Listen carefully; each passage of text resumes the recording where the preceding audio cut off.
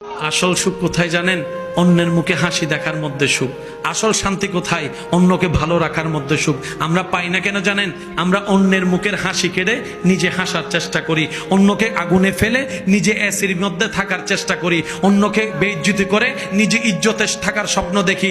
কখনো পাওয়া যাবে না, কখনো পাওয়া যাবে না। কারণ রবের বান্দাকে, রবের সৃষ্টিকে যে কষ্ট দিবে, রব তাকে কখনো ছাড়বে না, রব তাকে কখনো ছাড়বে না, রব তাকে কখনো ছাড়বে না। রব্বুল আলামিন অতীত বর্তমান সব জানার পরও হাসরের বিচার রেখেছেন।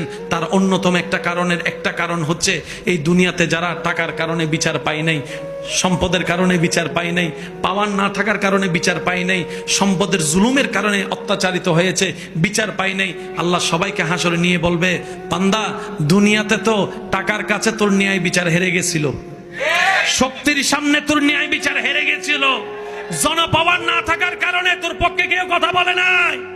ও বান্দা, হাসরে আনছি আমি, আল্লাহ আছি তোর পক্ষে, এবার আমি ন্যায় বিচার করেই দেখাবো। আল্লাহ আমাদের সবাইকে বুঝার তৌফিক দান করুক।